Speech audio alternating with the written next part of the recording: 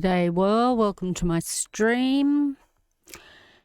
It's Friday, the 4th of April, and I'm going to watch a couple of documentaries. It might only be a short stream today. I'm also going to play some ranked. I don't know, I played ranked before and I died as soon as I met a person, but whatever. That's not the main focus. I still came 5th or something like that, which was okay. Okay, actually, I should have had this ready. I didn't even have.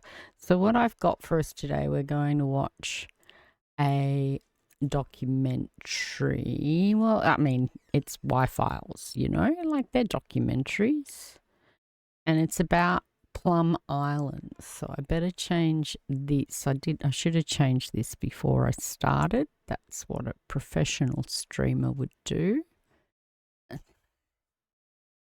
Horrors of Plum Island, and I guess we'll take that out and go like that. Oh my god, it's so long that we may not even fit the title. And then how about, and I go, it's Y-Files.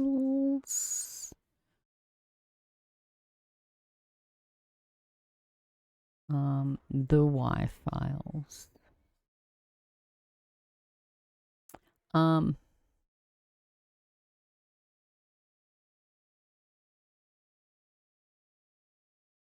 The Y-Files. And I'm going to play some Fortnite while I watch. I've been wanting to watch this one for a while. I heard about Plum Island again recently, which reminded me that I had this one and that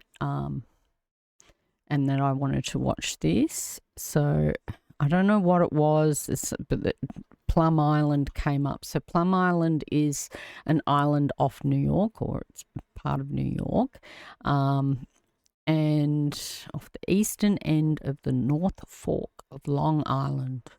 And it is the site of this animal disease center, which was established by the United States Department of Agriculture in 1954. Now, this disease center is the center of all these sort of conspiracy theories and everything, right? So at the height of the Cold War, study of biological weapons for use against livestock was conducted at the site, ending in 1969 when Nixon declared an end to the United States offensive bioweapons program.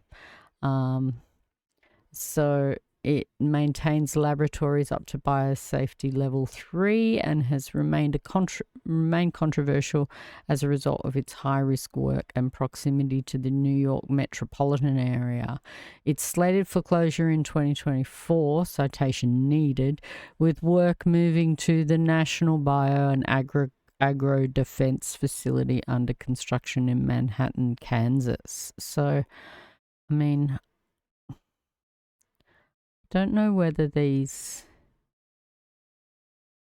diseases, laboratory accidents. Okay. So they study more than 40 as a diagnostic facility. The scientists studied more than 40 foreign animal diseases, including classic swine fever and African swine fever.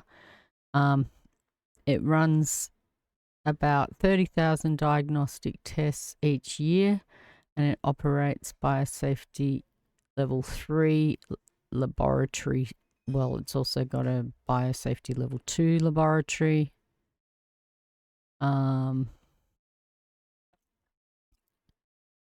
Developing diagnostic tools and biologicals for foot and mouth disease and other diseases of livestock. So anyway, so, oh dear, there was a vaccine. Oh, well, there you go. And laboratory accidents. It was experienced an outbreak of its own, including one in 1978 in which foot and mouth disease was released to animals outside the center, and 2 incidents in 2004 in which the disease was released within the center. So we're going to have a look at the conspiracy anyway. Yeah, the horrors of Plum Island. The Wi-Fi files, they tend to do really good. I like their stuff. He does sort of deep dives into the conspiracy, and then usually at the end he debunks it. So, and then, I don't know, I've got a couple of other documentaries, I guess. Like shorter documentaries. I don't know how long I'm going to play for. I just was kind of spontaneous jumping on and streaming. I just figured I'm just camping in ranked, so I should watch some videos as well. So let me start it and hopefully everything will work properly. This episode of the Y-Files is brought to you by Henson Shaving. Okay, that looks like it's loud In July 2008, the carcass of an animal washed up on the beach at Montauk Point, Long Island. Local beachcombers are used to seeing dead animals, seagulls, fish, crabs, even the occasional whale. But they had never seen anything like this. Animal experts were brought in to identify it. They were stumped. It looked like part dog, part reptile, and part rodent with the beak of a bird. This animal, whatever it was, became known as the Montauk Monster. But where did the monster come from? There could be only one answer: Plum Island. Plum Island is just a few miles from where the monster was found. Locals heard rumors that this was a top-secret government facility that created bioweapons, engineered animal hybrids, and maybe even experimented on people. Sounds like a wild theory. But then another animal washed up on the beach. Again, it couldn't be identified. And then another animal, and then two more. In 2010, the rumors about Plum Island seemed to be true when something else was found on the beach. This time it wasn't a strange animal, it was a body. A human body. Well, almost human. Well, I hope he's not going to show us a picture of that. Hang on, honey, hang on. I'm gonna deal with it. Just give me a second. Will you calm down? Hey, I will do human. ethical reacts. What are you doing? I'm glad you're there. Look, I'm in the midst of an emergency. I need to borrow your car, $2,000, and 2 pair of your wife's patios. What is going on? You were in the supposed to game. be here 2 days ago, But there's been extenuating circumstances. Extenuating circumstances. It means beyond my control. I know what it means. Okay, so car, cash, pantyhose, stat. Just calm down a minute. What is the emergency? Gertie and I have a photo shoot for the modern goldfish. What the heck is the modern goldfish? Hello, it's a goldfish lifestyle magazine. You haven't seen copies of it in my bathroom? Yeah, I don't go into your bathroom. I was in there 6 months ago and I'm still in therapy. What a snowflake. So the modern goldfish is doing a profile on me, and I got my Rolex, my bespoke suit, and now I just need a nice close shave. What does any of this have to do with me? Well, I need $2,000 for disposable razors. $2,000 for razors? Razors are expensive, and Gertie also needs a shave. I'm not using her razors again. You ever try to shave your face after your wife uses your razor for her legs? Well, yeah, the razor gets dull. Well, imagine your wife's legs were the size of a camel hump. What is this? I don't want to imagine that. Well, I used one of Gertie's razors, and I thought I was gonna rip one of my gills off. I don't want to damage my moneymaker. God forbid. Look, you don't need any of those disposable razors. Just try Henson Shaving. Oh, is that today's sponsor? It sure is. Henson Shaving is a family-run aerospace business that makes a precision quality safety razor. The Henson AL13 has a cost of ownership that's way less than disposable or electric razors. It's completely plastic-free, and the replacement blades cost about 10 cents each, so you can always have a safe, close shave. Ooh, this sounds fantastic. It is, and there aren't any subscription programs or monthly deliveries, just a solid, long-lasting, dependable razor. Click the link in the description to get your very own Henson AL13 and use the code THE-Y-FILES to get 100 free blades with your order. That'll give you 3 to 5 years worth of shaves. Okay, I'm on it, but look, I'm still gonna need those pantyhose. I know I'm gonna regret asking this, but why do you need a pair of pantyhose? 2 pairs. Why do you need them? Well, why do you think? After Gertie shaves her legs, she gets cold. Have you ever seen chicken skin on a I'm a camel's legs? platinum It 2. ain't pretty. So tell your wife Trying to to get make with the to platinum pantyhose too 3 sweet. tonight. What is it, baby? What is it? Hang on, I'll ask. Hey, so, she wants you to make sure they're fishnets.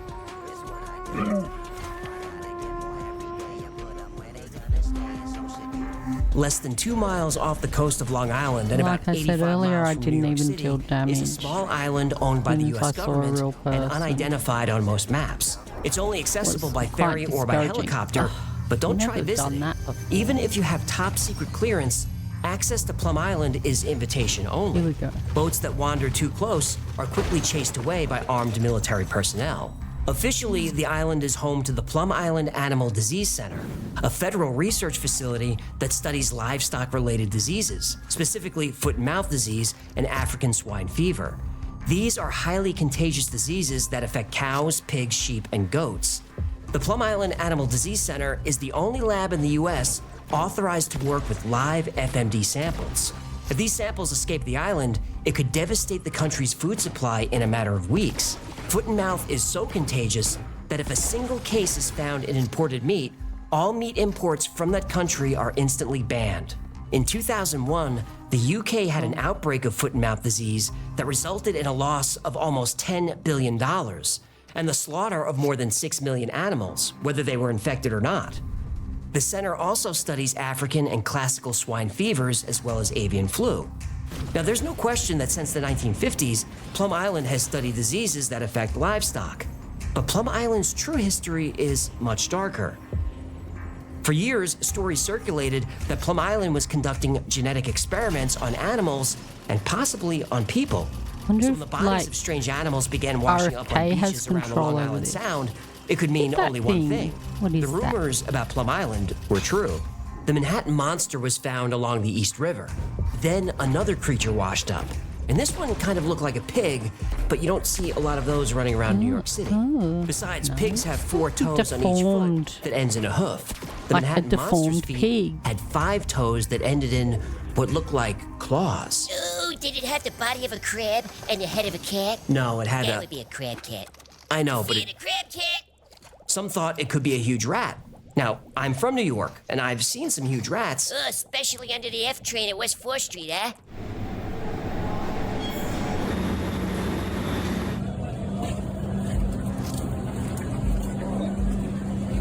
They get big down there, but not this big. Plus, rats have 4 toes on their back feet. Again, this thing had 5. Then another unrecognizable animal appeared. Then another, and another. Plum Island is supposed to be a medical research facility, originally under the purview of the Department of Agriculture. But Plum Island is actually part of Homeland Security. Why? In 2008, an Al-Qaeda operative named Aifa Because it's Siddiqui was fire- captured. fire. She was in possession of handwritten notes with possible sites for a mass casualty attack in the United Thank you States. for the follow, One of the sites Keaton. listed was Plum Island. Again, why? Well, Plum Island research wasn't always about curing diseases. When it opened, Plum Island was about creating them. In 1952, Plum Island was used to research anti-animal biological warfare. Specifically, it focused on weaponizing foot and mouth disease against enemy livestock to disrupt their food supply. But there's evidence that the bioweapons developed on Plum Island weren't only targeting animals, but targeting humans. In January 2010, a human body was found on Plum Island by a local security guard. It was described as a 6-foot-tall black male with no obvious signs of trauma. But there were a few strange details about this man. One is that his fingers were described as abnormally large. Some news agencies reported that his hands seemed mutated. But the scariest detail of all? His skull had 5 holes drilled into it, indicating invasive brain surgery or experimentation. And that's where Plum Island's dark history becomes even darker. Because when the United States wanted to create one of the deadliest germ labs on Earth, it brought in elite personnel to build it. To build Plum Island, the US brought in bioweapon scientists with experience in human experimentation. To build Plum Island, the US brought in the Nazis. Why couldn't the Montauk Monster be some critter that they were tinkering with that somehow went into the water and got swept by that outgoing tide? Montauk is south and east of Plum Island, not that far, maybe 10 miles as the crow flies, maybe less even. Why couldn't it be that? Yeah, why couldn't it? Reims Island, Germany is home to the oldest virological institution in the world. just like- Reims was founded in 1910 to research foot and mouth disease. But during World War II, it became ground zero for Hitler's biowarfare program. Reims was run by scientist Erich Traub, who reported directly to Heinrich Himmler, who reported directly to Hitler. Traub experimented with unique forms of biological warfare. He specialized in biting and stinging insects. He discovered that if you infect beetles and ticks with a deadly disease, you can drop them on enemy troops and their food supplies. You can devastate an entire army without firing a single shot. Ticks were considered an ideal weapon for biological warfare. They're small, making them hard to detect. They're resilient, making them hard to kill. And they feed on human blood, making them motivated to spread disease. The tick is the perfect germ vector, which is why it has long been fancied as a germ weapon by early bio-warriors, from Nazi Germany and the Empire that's of Japan right. This is to where the they Soviet think Union and the Lyme United disease States. came from. After the war, there was no Nazi Germany. There was no Empire of Japan. But the Soviet Union and the United States were still very interested in using poison ticks in warfare, except now they would be used on each other. So now the two allies became enemies, and competition for German technology was fierce. The United States launched Operation Paperclip, a secret program that recruited German scientists, engineers, and technicians. The US gave German scientists a choice: work for us and your war crimes are forgiven. Not a difficult decision for most. Even if German scientists refused to work for the US, they could still find themselves swept up in Operation aussiemum. This was the Soviet counterpart to Operation Paperclip, but where the US gave scientists a choice, the Soviets took them by force. Eric Traub was one of the scientists forced to work for the Soviets from his lab on Reams Island. But in 1948, British intelligence got him out and brought him to the States. Soon, he was working at Fort Detrick, the Army's biological warfare headquarters. And based on the design of Traub's island in Germany, the United States built their own lab off the coast of New York. So the Plum Island Animal Disease Laboratory opened its doors in 1954. A source who worked on Plum Island in the 1950s recalls that animal handlers and a scientist released ticks outdoors on the island. They called him the Nazi scientist. In 1951, they were inoculating these ticks. It would take years before residents in the area would learn what was happening on Plum Island. And when locals found out, tensions were high. Nobody wanted a bioweapons lab in their backyard. Moral issues aside, what if some disease made it to the mainland? After all, about 10 million people live within Pretty 100 close. miles of the island. A lab leak would be catastrophic. Not like it's in the middle But of the even ocean, when the is government it? finally acknowledged the facility, they said that one, it wasn't researching bioweapons, and two, there's no way anything could escape the island. But here's the thing. Those were both lies.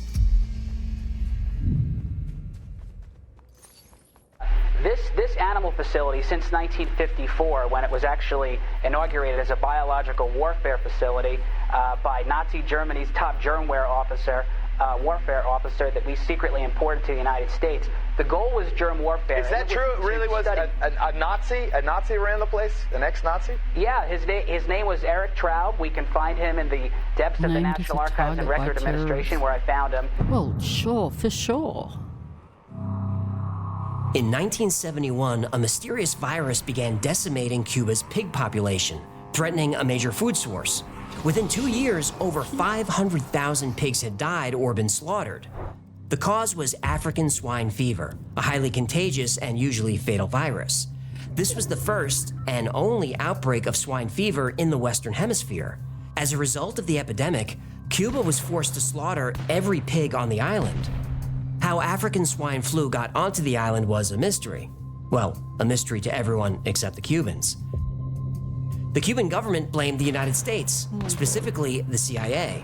After all, Operation Mongoose was well known to the Cubans. This was a covert operation initiated by the CIA in the early 1960s. Its primary objective was to remove Fidel Castro from power, and although they were never implemented, biological weapons were a part of this plan. The CIA had planned to spray botulinum toxin on the island. The justification for this is that it would save the lives of thousands of American soldiers. Cuban civilians wouldn't be so lucky. Botulinum toxin is one of the most potent toxins on Earth. Estimates put the casualty count at somewhere between 1% and 2% of the Cuban civilian population. We're talking hundreds of thousands dead. Now, luckily, Operation Mongoose ended and this never came to pass. But when a disease landed on Cuba out of nowhere, all signs pointed to the CIA. And then they wonder why no one trusts them. These sort of plans that they come up with. Who comes up with In plans 1977, like Long Island newspaper Newsday reported 2 Cuban exiles admitted they were part of the plot. They said in early 1971, they were given the virus at Fort Gulick in Panama. They then traveled to Navassa Island near Cuba and smuggled the virus to the island. Now, there is proof that the US Navy was on Navassa Island in early 1971, but they claim this was a scientific mission, though the science they were researching was looking for animal diseases that could jump to humans. Now, that might be a coincidence, but there's only one place in the Western Hemisphere that has live African swine flu. That's Plum Island. And the way African swine flu is transmitted? Through ticks. This was the exact method of biological attack that Eric Traub specialized in. Of course, the CIA denied all of this, and still does, but it has to. Why does the CIA have to deny this? Well, this attack happened in 1971. President Richard Nixon ordered all bioweapon research to stop in 1969. So there's no way the CIA could have been involved, right? Oh, I know where this is going. But in 1975, a congressional report revealed that the CIA continued to maintain a stockpile of biological weapons, lots of them, in violation of the order. The CIA doesn't like to follow orders. No, they don't. And this was a terrifying prospect. Who was in charge of these dangerous bioweapons? With no oversight, there's a high risk that one of these diseases could infect the population and we'd never see it coming. Turns out, that's exactly what happened.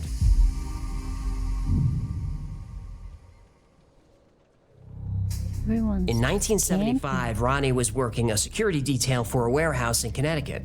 During his shift, he walked the building, the parking lot, and the fence around the property. During one of his rounds, he felt a pinch on his ankle. He was breaking in a new pair of boots, and he knew he'd spend the next few nights nursing sore feet. When he got home, the first thing he did was strip off those damn boots, and sure enough, he had a small red welt on his ankle. When he woke up the next morning, the small red welt had ballooned into a painful blister shaped like a bullseye. When he rubbed it, he felt a bump. He looked more closely. The bump was a bug, and it was Ew. alive. Ronnie grabbed a pair of tweezers, and when he pulled the bug out, it broke apart. A few days later, his joints started to ache and he felt sick. He thought he had caught the flu, but it wasn't the flu. In 1975, the small town of Old Lyme, Connecticut experienced an outbreak of a devastating new disease. Some people got rashes, some ran high fevers, others had painful swollen joints. Some people had all these symptoms, as well as headaches, dizziness, and shortness of breath. In severe cases, people were becoming delusional, experiencing psychosis, and becoming paralyzed. At first, doctors misdiagnosed the condition as a type of arthritis. They named it Lyme arthritis after the town that had the first outbreak. 2 years later, scientists finally connected Lyme arthritis to the bite of a deer tick. A type of single-cell bacteria called Borrelia was to blame for what's now known as Lyme disease. As the reports of symptoms came in, these cases were placed on a map. A disturbing picture started to appear. Ground zero was Plum Island. This was another disease spread by ticks. This also has Eric Traub's fingerprints all over it. But was the outbreak an accident? Or is the government conducting a test on the population without their knowledge? If it was a test, it wouldn't be the first time. In the 1930s, the Tuskegee experiment infected 400 men with syphilis to see how the disease affected black males. They were denied treatment. The US government has infected prisoners with cow blood and exposed people to plutonium. It really was the Kmart of human experimentation from 1951 to 1974. Operation Sea Spray was a secret test in 1950 where the government dropped bacteria on the entire city of San Francisco. In 1966, the Army released bacteria into the New York subway to simulate a biological attack. Hey, if you can make it there, you can make it anywhere? Project 112 and Project Shad infected thousands of military personnel with biological agents like BZ and nerve toxins like sarin gas.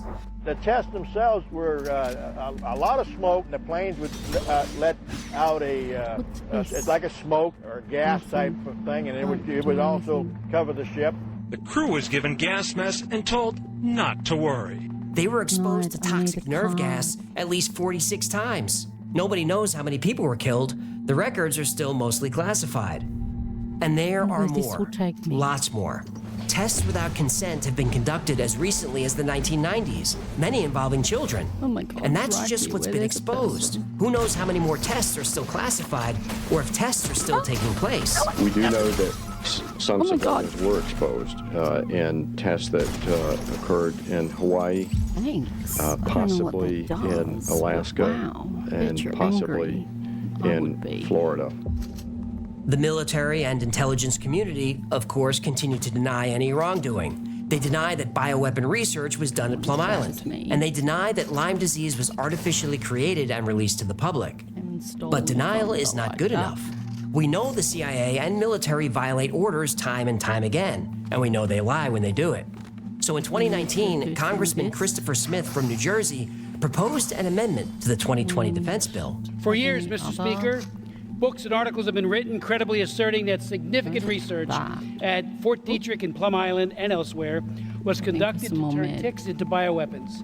Mr. Speaker, with Lyme disease and other tick-borne diseases exploding in the United States, an estimated 300,000 to 427,000 cases, new cases each year, and 10 to 20% of those people with chronic Lyme, Americans have a right to know whether or not any of this is true. But what prompted this? Well, the bacteria that causes Lyme disease is called Borrelia burgdorferi, after Willy Burgdorfer, who discovered it. Now, Burgdorfer was widely known as a leading researcher in the scientific study of insects, and his discovery of Lyme disease was historic. But what's not widely known about Burgdorfer is that early in his career, he developed biological weapons for the US military. Specifically, he weaponized ticks. And between 1966 and 1969, almost 300,000 research ticks, they got out. No! Dr. Willy Burgdorfer, the researcher who is credited with discovering Lyme disease. Turns out that Dr. Burgdorfer was a bioweapons specialist. The interviews, combined with access to Dr. Burgdorfer's files, reveals that he and other bioweapons specialists stuffed ticks with pathogens in a quest to cause disability, disease, and death. That was better than the last match, though. Between 1966 and 1969, government researchers released 300,000 ticks into the wild. The ticks were irradiated so they could be tracked. 300,000 irradiated ticks. What could possibly go wrong? Oh, plenty.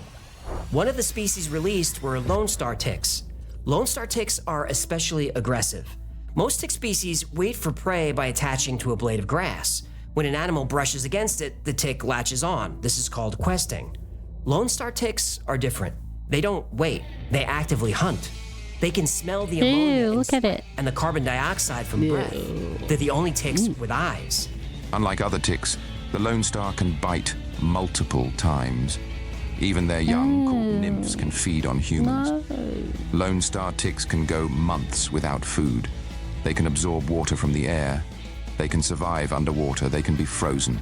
Female Lone Star ticks lay hundreds of thousands of eggs at a time. And scariest of all, Lone Star ticks swarm. They'll ball themselves up in groups of almost 10,000 ticks. When an animal or person brushes up against a group, it means thousands of tick bites. And these ticks carry a lot of diseases. Rocky Mountain spotted fever, ehrlichiosis, tularemia, heartland virus, and on and on. A bite from a Lone Star tick can even trigger a delayed allergic reaction to meat. That tick bite leads to an allergic response to the alpha-gal sugar that's found in red meat. Ugh, I wish they would invent the tick that gives you an allergic reaction to fish, huh? Now, forever, the Lone Star tick was confined to the southeast United States, but thousands were released in Virginia in the late 1960s.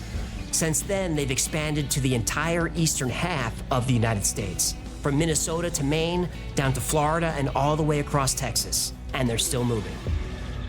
I was called to investigate an outbreak, and I was horrified. I've studied ticks for 10 years, and the number of Lone Star larvae I found was just astonishing. Wow. They're everywhere. Every property that we have gone to, we've found Lone Star ticks. They're literally every place. I hope this isn't the new normal, but I fear that they're exploding in numbers. The CDC says alpha-gal syndrome, traditionally found in mid-Atlantic states, is spreading. 110,000 suspected cases have been identified since 2010, but experts estimate the true number affected is closer to 450,000. Plum Island boasted how it was considered the safest virus lab in the world, until it wasn't. In 1978, foot and mouth disease did get out. Every animal on the island had to be cremated, but not before lunch. Wait. Did you just say lunch? Well, hey, even scientists working at a top-secret government germ lab gotta eat. On kill day, the guys upstairs would carve up steaks, from sirloins to pork chops. Not USDA grade A, but USDA grade V for virus. Everyone, to a man, would deny it. But we did it. We ate the meat. Ugh, I don't feel well. Yeah, not only is it gross to eat meat infected with foot and mouth disease, it's a little irresponsible. Now, FMD isn't dangerous to humans, but this speaks to shoddy conditions at Plum Island. After the foot and mouth breakout, the USDA inspected the facility. They wrote a 190-page report detailing how mismanaged it was. They found leaking roofs, leaking walls, steel beams rusted through. They found an incinerator lying in a ditch half filled with dirty water. And I wouldn't be surprised. It's America. Everything's underfunded. Weaponized RVF was being tested by infecting mosquitoes. Some mosquitoes got out and bit the scientists. Bio now, luckily, level they knew how to treat it. But if those mosquitoes got off the island and made it to shore, Rift Valley fever presents like the flu. But if you don't treat it, it kills you. In 2002, 76 Plum Island workers went on strike. Scabs were brought in to replace them, and it did not go well. The FBI conducted an investigation and found all kinds of issues. A 600-gallon container of liquid nitrogen somehow fell off one of the island's ferries. Hundreds of gallons of oil and chemicals were spilled all over the island. 2 workers drove off with a minivan and didn't come back. The van was later found, but whatever was in it was gone. Failing to learn from their mistakes, 2 years later, there were 2 more outbreaks of foot and mouth disease on Plum Island. In New Haven, Connecticut, a worker at Yale University's arbovirus lab became infected with Sabia virus. This virus causes extremely high fevers and internal bleeding. So he got infected, went home, and took a trip to Boston. If anyone got sick, that information is not public. More recently, a Fort Detrick researcher accidentally stuck herself with a needle containing Ebola. These breakdowns in security of facilities like Plum Island prompted a nationwide investigation. But a 2007 report revealed that 113 bioweapon-capable labs around the United States refused to comply with inspections. And this is not just a violation of federal law, it's a violation of the Geneva Conventions. But President George W. Bush granted the facilities amnesty from inspections, and Congress agreed. Wait. The United States can decide when it doesn't want to follow the Geneva Conventions? No. But it decides anyway. Yes. And other countries don't complain? Oh, they complain, but... But if you want those billions of financial aid to keep flowing, shut your yap. Bingo. Biological weapons were banned in 1925 by the Geneva Protocol, but the United States refused to sign it. It wasn't until Richard Nixon banned bioweapons research that the U.S. agreed to a worldwide ban. The U.S. finally signed the Geneva Protocol in 1975. Somebody let the CIA know. These scary events happened in relatively small labs around the country, with maybe a few dozen to a few hundred employees. Can you imagine what would happen if there was a leak at the CDC with 10,000 employees? Whoa, the CDC had a leak? A leak? No. Oh, thank God. They've had dozens. Oh, no!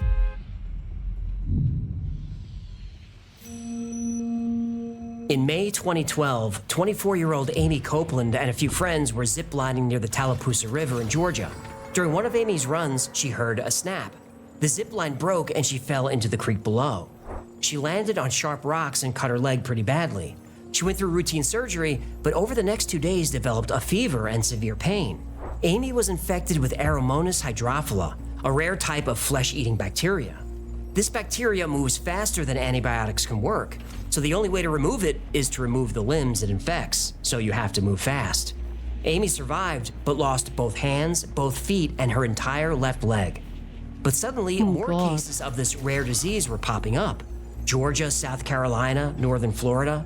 When looking at these cases on a map, people started asking, how secure is the CDC building in Atlanta? Well, not as secure as you'd hope.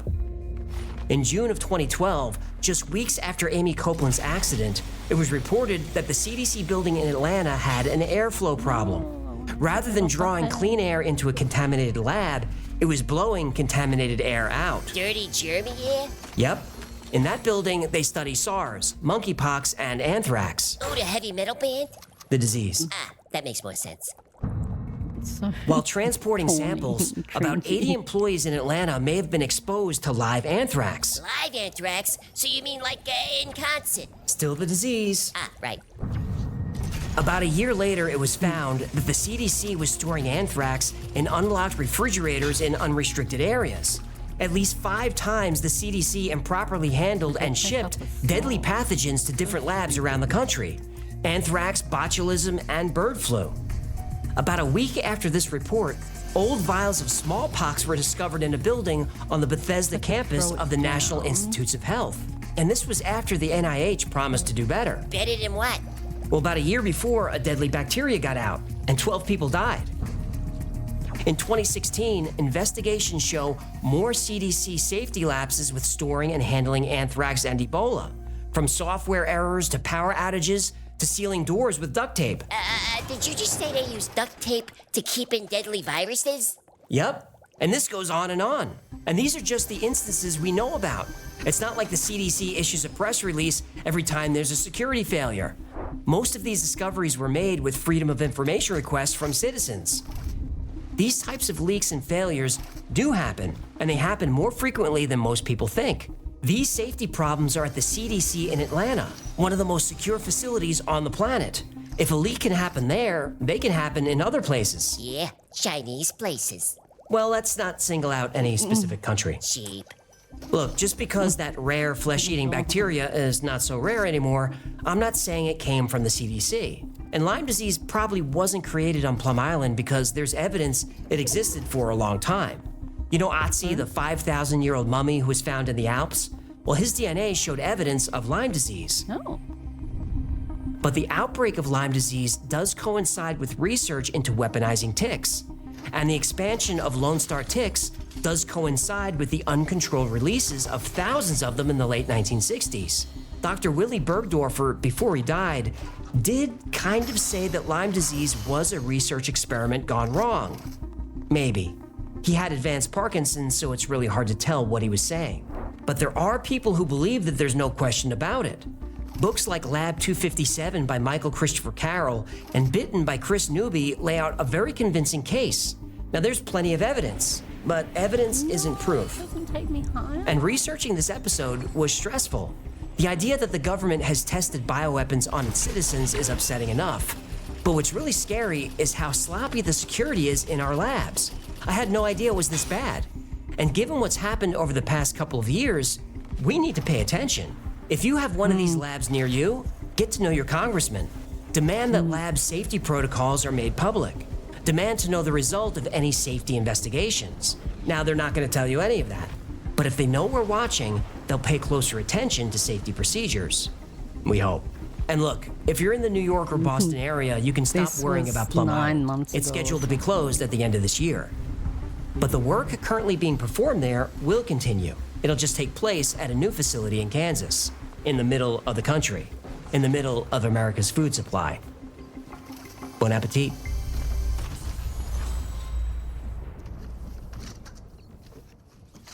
Thank you so much for hanging out with me today. My name is AJ, that's Hecklefish. Yeah, it's cracking. This has been the Y-Files. If you had fun or learned anything and you're not too scared to death, do us a favor and like, subscribe, comment, and share. That stuff really helps us out. And like most topics we cover on the channel, today's was recommended by you. So if there's a story you'd like to see or learn more about, go to theyfiles.com/tips. And if you need more Y-Files in your life, check out our Discord. There's thousands of people on there 24/7. They're weird like us, they're into the same stuff we are, and they tell the craziest stories you'll ever hear. It's free to join, so check it out. And special thanks to our patrons who make all this possible. I dedicate every episode to you, and I can't thank you enough for your generosity. Now, if you'd like to support the channel, consider becoming a member on Patreon. For as little as $3 a month, you get early access to videos without commercials, early access to products like the Hecklefish plushie, special access on Discord, and 2 extra live streams every week just for you. Another great way to support the channel is grab something from the Y-File store. Grab yourself a Hecklefish coffee mug, and then put on one of these Hecklefish t-shirts, and then grab a Hecklefish talking plushie, stuffed animal talking doll fish toy. That's gonna do it. Until next time, be safe, be kind, and know that you are appreciated.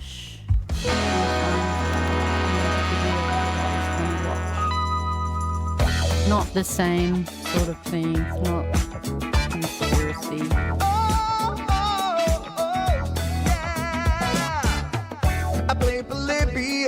in Area 51. A secret code inside the Bible said I would. I love my UFOs and... This video is, we went to the town Elon Musk took hostage. And I've been interested in watching this for a while. Okay, I might die while I'm setting it up.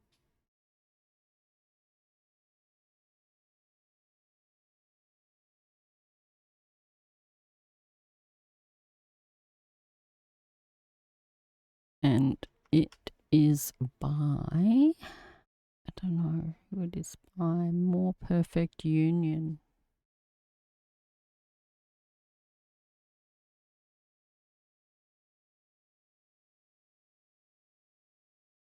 Okay. My keyboard double types letters. It's a bit annoying. Okay. So let's press play on that. Hopefully it's loud enough.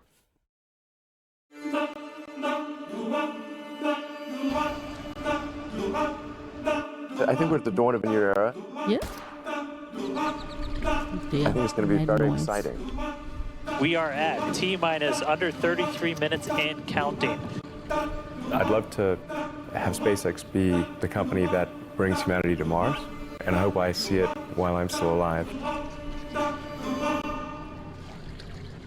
I mean, are we going to Mars or not? Right now, we sure are messing a lot of stuff up in our area here. Brownsville, Texas sits at the southernmost tip of the United States. It's a border town of 200,000 people. 10 years ago, it was upended by the arrival of a very famous new resident, the richest man in the world. Many residents are glad that this $350 billion company moved into a town that has struggled with high unemployment for decades. We need this area to grow. It's the poorest county in the nation. If we don't grow, we're gonna die. Come here, I don't think it's got any. Did you see his rocket yesterday? President Trump has promised to support Musk's vision for interplanetary travel. We will pursue our manifest destiny into the stars, launching American astronauts to plant the stars and stripes on the planet Mars. This is what victory feels like. Yeah! But what's actually happening in Brownsville, where Elon Musk has already staked his company's flag? We're a disadvantaged community that's being exploited by a billionaire for his experimental space fantasy.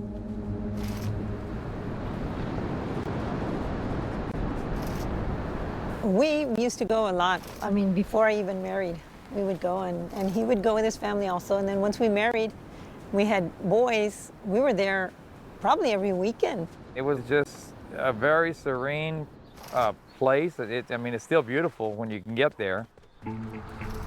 Renee and Ida Medrano live just 17 miles from Boca Chica Beach, where SpaceX launches the rocket Starship, the largest and most powerful rocket ever built, and the one that Elon Musk says will take humanity to Mars. The Starship, which includes the booster Super Heavy, is a 5,000-ton rocket made of stainless steel, designed to carry up to 150 metric tons of cargo, which Musk says is necessary for his Mars colony. The launch is here. The rocket is right here, and you can hear it, you can feel it, you can see the fire, you can see the Raptors, can you see the smoke? And then all of a sudden you hear those booms. Our dog Miller was running around. It was loud. It sounded like a bomb. A huge, dangerous, super explosive bomb.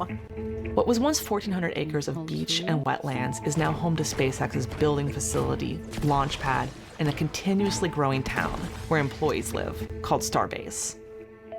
The rocket launches 5 times a year, but right now SpaceX is applying to launch 25 times a year. It's a shame that it got to this point, as big as it is, and probably going to get bigger. Musk came to Texas to pitch his private space launching facility in 2013. This would be the first commercial orbital launch site in the world. And warned that the company was also eyeing Georgia, Florida, and Puerto Rico. We are looking at other potential launch locations.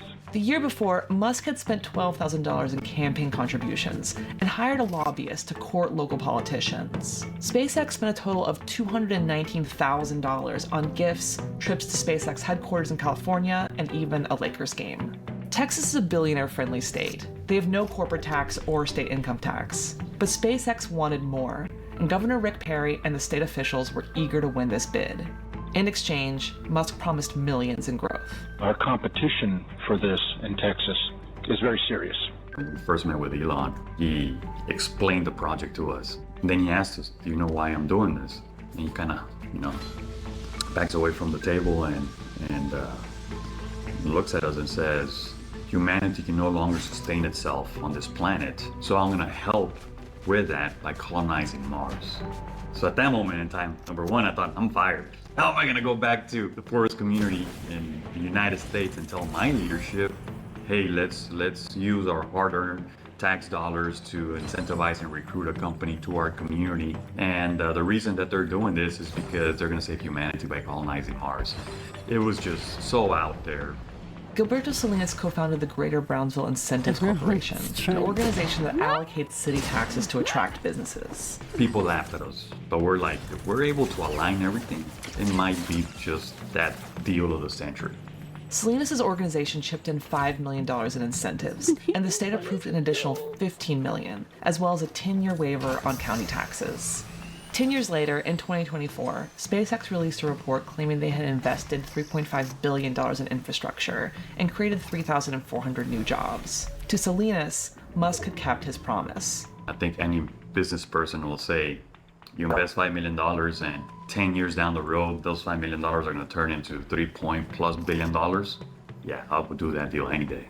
In 2014, SpaceX broke ground. The future of South Texas takes off right behind me. This was the frontier at one time, and it's the frontier again. Musk is really good at getting government subsidies. In the last few decades, he's gotten hundreds of billions of dollars from federal grants, tax incentives, and state contracts for his companies Tesla and SolarCity.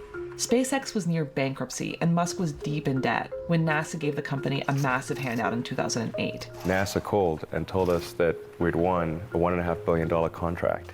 And I couldn't even hold the phone. It's like, I just blurted out, I love you guys. They saved you. Yeah, they did. Financially and maybe even emotionally. I'll tell you what, that was definitely helpful. Yeah. But do those subsidies really pay off for towns like Brownsville? We are a low-income community. We're primarily brown and indigenous. We have a very unique and beautiful community. Becca Hanosa is a local environmentalist and activist who has been fighting SpaceX for years. Our people here, we do need jobs.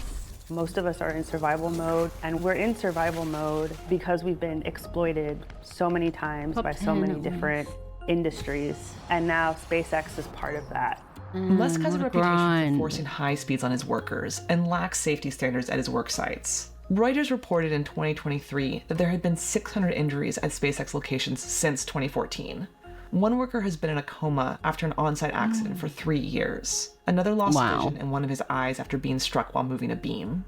Ya no miré yo nada completamente, entonces yo le gritaba a mi amigo, perdí mi ojo.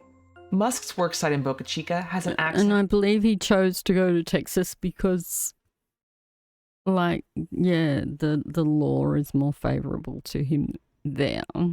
Rates 6 times higher than anywhere in the space industry. Lo que yo miré, he visto yo allí en ese trabajo de SpaceX, no hay suficiente seguridad. Ahí no hay. One more of this, and then I'll play my SpaceX when they first arrived. The Greater Brownsville Incentives Corporation has since spent another $1 million to attract space-related startups. Hanosa says it reminds her of a different time in South Texas's past. About 100 years ago, when rich landowners and politicians in the lower Rio Grande Valley tried to lure white settlers to the region to farm. The lower valley was majority Tejano, Mexican Americans who had lived there before Texas was even a state, and it still is today. They advertised our low-income people as cheap workforce and cheap land, come here and exploit. Since Musk's arrival, the launching site and the SpaceX campus have grown, much faster than Hanosa and the Medranos ever imagined. Never did we think that they would be taking over the entire area. It was just Elon Musk is gonna come in, he's gonna build a little pad, he's gonna have a launch, and that's it. But now it's totally different than what was explained. The thing that bothers the Medranos the most is that they can rarely go to Boca Chica Beach, a beach the state of Texas and the city of Brownsville promised the public would be able to visit. The Texas state constitution guarantees access to all public beaches, but in 2013, the state amended the Texas Open Beaches Act to carve out space activity. Now the state is free to close the beach anytime SpaceX wants to launch a rocket. And it turns out that's a lot. They'll send a text and they'll say Boca Chica Beach is now closed. And if we're planning to go out there, that's it. Unpack everything. And then 8, 9, 10, 11 o'clock at night, I'll get another text. Boca Chica Beach is now open. Well, who's going to go out there at 10 o'clock at night? You're on their time. You know, you're on SpaceX time. Local people call Boca Chica Beach the poor people's beach because this is where people come to fish. We come to the beach with our families because it was free and open to the public. And SpaceX is changing all of that rapidly. Boca Chica Beach is not only a popular spot for fishing and swimming, Wow. it's also a complex How ecosystem, dystopian. one of the most biologically diverse in North America, and home to endangered and protected species, including the ocelot, sea turtles, and the piping plover. SpaceX is trampling over this entire site, singeing the wildlife, burning down part of the wildlife refuge. This region, most of the native habitat has been destroyed because of real estate development, industrialization, farming. We only have 3% left, and that 3% is being destroyed by SpaceX. Hinosa co-founded the Texas Environmental Justice Center, and along with other national and local environmental organizations, is suing the FAA and SpaceX for violation of the National Environmental Policy Act, or NEPA. In order to build on the site, Musk had to do a thorough environmental impact statement, or EIS, under the National Environmental Protection Act. These reports are really comprehensive. They include impacts to air quality, carbon emissions, water usage, wildlife protection, as well as cultural and economic impacts. Initially, SpaceX got approval to launch the Falcon 9, a reliable and after years of testing, safe rocket that takes cargo into lower orbit. But in 2018, SpaceX announced they would be launching the Starship Super Heavy, a rocket 20% larger than the Falcon 9, it's the one that with keeps 10 times the failing. thrust. In a press conference, Musk said they would be testing their new rocket in Texas instead of the Kennedy Center in Florida because He's got a lot of land with nobody around, so if it blows up, it's cool. If it blows up, it's cool.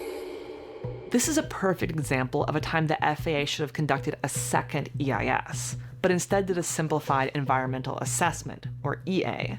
Officials concluded that there would be no significant impact of launching this much larger rocket from Boca Chica Beach. That same year, before a single rocket took flight, SpaceX started a fire during an engine test that engulfed 68 acres of brushland in flames and burned through the night. In spite of this, the first launch of Starship was scheduled for April 20th, 2023, aka Weed Day. Here's how the launch was supposed to go. Starship was meant to orbit the Earth, with the booster landing in the Gulf of Mexico and the spaceship re-entering the atmosphere and landing in the Pacific Ocean. Instead, the launch pad exploded, sending debris across Boca Chica Beach and scorching more than 3 acres of land. A dust cloud poured over the nearby Port Isabel. Buildings shook, a window shattered. Holy crap! Rocket is launching. See it on the ladder. It's like a soot. Big old layer cake of it. And they're trying to tell us it's sand. SpaceX hadn't installed flame diverters, or a simple and very necessary water deluge system, sending shards of concrete and rebar all across the beach. The spaceship also failed to separate from the booster. The entire Starship stack continuing to rotate. We should have had separation by now. And spiraled in orbit before exploding and landing into the Gulf of Mexico. Elon looked disappointed, but SpaceX assured viewers it was a success. You never know exactly what's going to happen, but as we promised, excitement is guaranteed. What Elon Musk and what SpaceX tells people is that we are so efficient, we have to develop our rockets by just testing them in the real world. We're not going to use as many computer models to make sure that everything's perfect. And if it blows up, then we're going to get even more data. It's actually good if it blows up. Eric Roche is an environmental engineer who writes about SpaceX at his blog ESG Hound. Those failures have externalities. Every time you launch a rocket, there's a sound wave, there's pollution, you are disrupting people's way of life. Roche documented the damage after that first launch. Burned nests and eggs, dust and chunks of concrete, and scraps of metal on the beach. NASA launches mostly from Kennedy Space Center, which is thousands of acres that was allocated by Congress. And so it has a buffer built in. Whereas SpaceX's launch site in Boca Chica is a tiny little spot of land, and it's surrounded by land that they don't own. It's very close to populated areas. And so those externalities are going to be magnified just by orders of magnitude. The Kennedy Space Center was built using eminent domain, approved by Congress in 1964. But Musk hasn't gone through that same process. He's just slowly expanding the scale and scope of his operation. Roche says buying it's private eminent land by fiat. I have never experienced an earthquake until SpaceX. The earthquake that I experienced in my apartment, which is over 20 miles away, is an earthquake caused by a billionaire. Before Musk could launch again, the FAA grounded the Starship and launched an investigation, conducted by SpaceX, but overseen by the FAA. They found 63 things that needed to be changed before the Starship could launch again. Musk and his fans goaded officials on Twitter, which Musk owns and has renamed X.com. The investigation closed in September, and the second launch was in November 2023. It was another failure. The Super Heavy booster has just experienced a rapid, unscheduled disassembly. But in 2024, during Starship's fifth flight, the reusable booster separated and returned to the launch tower, which was a major accomplishment for SpaceX. However, not a single one of the launches has successfully gotten cargo into orbit. Musk continued to publicly beef with the FAA, and in September 2024, the FAA charged SpaceX $633,000 for safety violations at its Cape Canaveral station. Musk threatened to sue in return, but never did.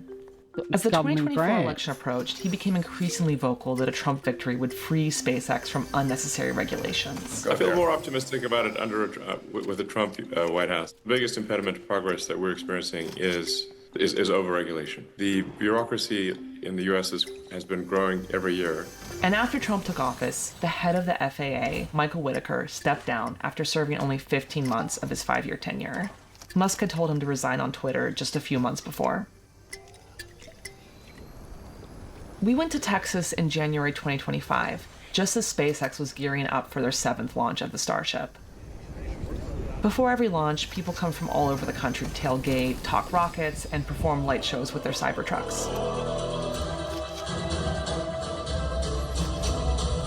The idea of colonizing the moon and going to Mars is also just really inspiring. And it's inevitable. I think the Earth is not infinite in its resources, so we got to start looking elsewhere. That same week, the FAA was hosting a public forum to talk about SpaceX, increasing the number of launches a year from 5 to 25. Both Madranos and Becca Hanosa were there. An EA is a concise document used to describe the anticipated environmental impacts. Residents were able to talk to SpaceX representatives and make comments to a court reporter. They asked about damages to their foundations and windows. They wanted to know how 25 launches a year would impact the fisheries and the wildlife. The information that they're giving us is based on the 5. Yeah. Not on the 2022. But that's also assuming that the climate is going to stay the same. The window. It takes about 30 seconds. It can be shaky here, but it's not expected to cause any serious damage to the houses. 25 makes me laugh, I mean, they had a hard time just with 5 or 6 and keeping all the debris that fall in the Gulf or fall in the Bay or fall wherever it falls. The FAA told us there wasn't a significant impact. We know that's not true. And what it looks like is the FAA, once again, just making steps to give SpaceX whatever license they want. The FAA still hasn't announced whether or not SpaceX will be allowed to launch 25 times a year. The 7th launch was late, a week late. So the beach was closed on Friday, and then Saturday, Wednesday, and Thursday, when the rocket finally launched. It ended with an explosion over Turks and Caicos. The vehicle just exploded. The stunning aftermath could be seen by passengers on a plane. The same flight to Miami was rerouted to avoid the debris. Other flights were also diverted. The FAA ground SpaceX again. In December 2024, SpaceX made another surprise announcement. They would apply to incorporate the town of Starbase. For Starbase to become a town, they'll need 201 residents and a majority vote. Luckily for the future town of Starbase, the vast majority of residents in Boca Chica Village are now SpaceX employees that rent from their boss. As SpaceX was developing the Starship, they were also buying up houses in a tiny unincorporated resort town just a few miles from Boca Chica Beach. Boca Chica Village had just 38 houses, mostly occupied by part-time residents that winter in Texas. In 2019, SpaceX offered to buy out all of the residents, saying that with new FAA safety regulations, it wasn't safe for people to stay in the village. This letter that SpaceX sent out is more of a bully attack, a hostile takeover. But at the same time, SpaceX was moving their employees into town and expanding. Soon there were Airstream trailers lining the block, and a new name for the street that was once called Weem Street. Meme Street. If incorporated, Starbase could fund its own utilities, infrastructure, or security forces, and it could create its own local ordinances. It would no longer be a part of Brownsville. It's one thing to come and try to work hand in hand with the community that's here, but it's another thing to absolutely, and I see this, the actual takeover of everything. SpaceX has already proven to be a bad neighbor, and that's why most of us don't want it anymore. You're gonna see Elon Musk a lot in the news these days for his role in dismantling key parts of our federal government. But the real purpose of Doge isn't efficiency, it's deregulation. Musk has shown he wants no oversight for himself or other billionaires like him. The story of Boca Chica is crucial to understanding Musk's playbook for seizing public resources and justifying his campaign as part of a grand vision for humanity, whether that's landing on Mars or creating a more efficient government, a revolution for the people, as he's called it. I wonder, like, in 10 years, when he's done with whatever he's going to be doing, what's going to happen to this area? Who's going to pick up all this mess? Who's going to clean it up? Thanks for watching The Classroom for more Perfect Union. We cover the small and large ways that the 1% are reshaping our world. Boca Chica is an extreme example, but you might also live in a community like that. If so, comment below. And as always, like and subscribe for more videos like this one. He just took over the whole thing. It didn't matter that he didn't actually own it. He just took it over. That one's an interesting one, like the search for MH360. I have this other one. I wanted to watch this. It's Hasan talking about ISHOWSPEED.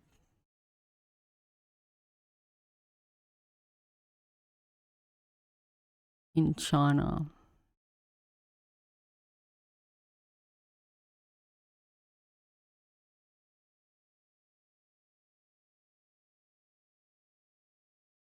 Can we even do it? ISHOWSPEED. I don't think this one's going to fit. Single-handedly destroys decades of... Oh, it did fit. Are you kidding? And then we go...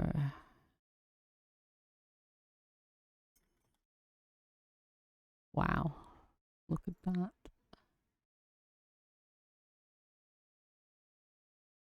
Okay, hopefully it won't be too loud. He's got pretty I just good bought this sound generally. $250,000 car in China.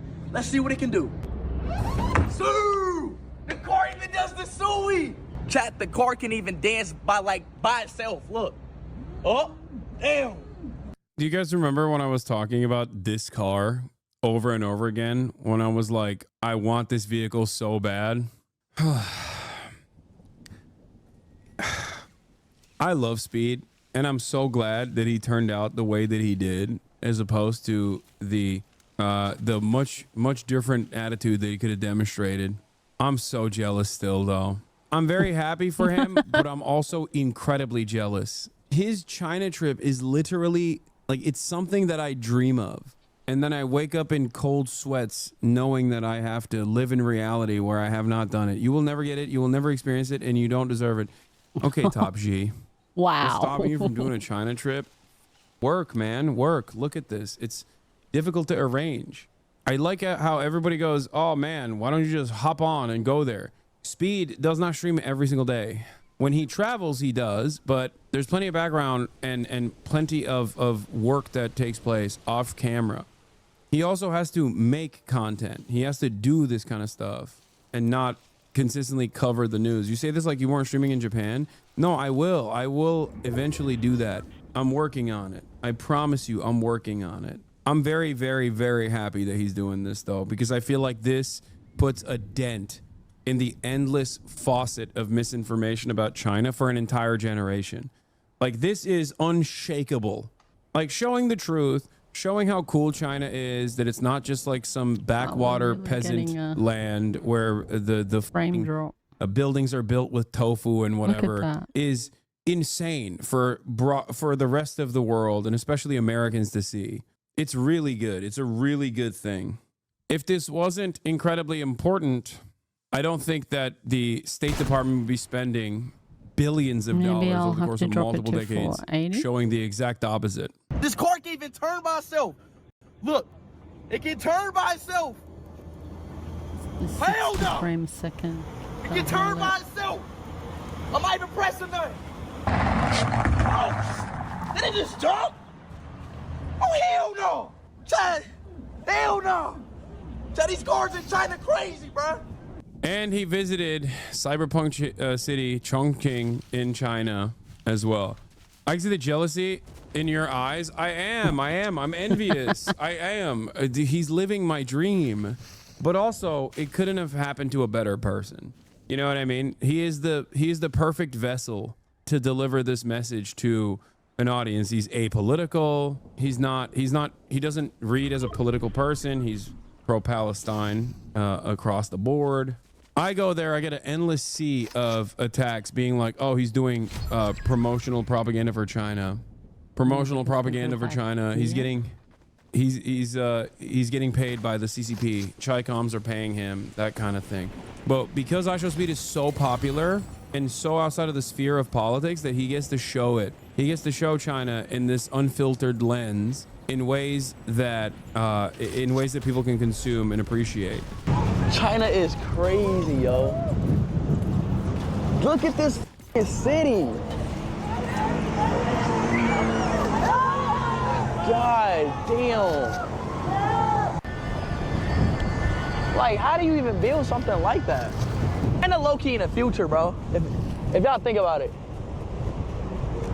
Low-key in the future. Is China in the future, or is everywhere else just in the past? Damn! Is China in the future, or is everywhere else in the past? Damn! Wow. I don't know. That's cool. I've never been to a country where they have like stuff like this. Yeah, I mean, it's cyberpunk. It literally is cyberpunk. ISHOWSPEED went 100 meters underground in China only to end up on top of a skyscraper. How the f did y'all even make this? B was shocked. The stream really shows how underdeveloped the West looks compared to China. This is the ground floor, right? Right? Turn around. Take a look. What the fuck? I keep telling everyone, if we had a society of slave labor wages, we too could have amazing growth and development. Yeah, except America did have that, you f***ing idiot. What are you talking about? What do you think chattel slavery was? And we still do. We still have slavery in our prison system. What are you talking about? We still have hyper exploitation in the form of undocumented migrants constantly coming to the country. It is not a f***ing matter of slave labor. It's a matter of central planning. That's it. It's about distributing the bounties rather than keeping it in the hands of a select few group of elites. That's what it is. These guys are so f***ing stupid.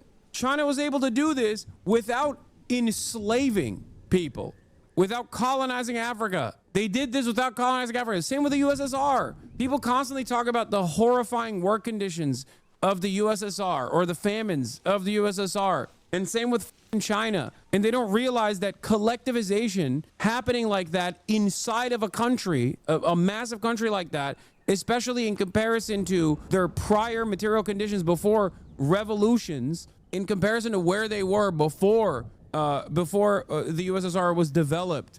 And then Tibet, bro. Dude, you cannot compare Tibet to Africa and chattel slavery. Are you out of your mind? Please open one history book. Please, I beg you. I beg of you to understand. Same with the USSR. Words have to mean things, dude. You can't just be like, nope, well, what about Tibet? You can't just like make these comparisons. What are you talking about?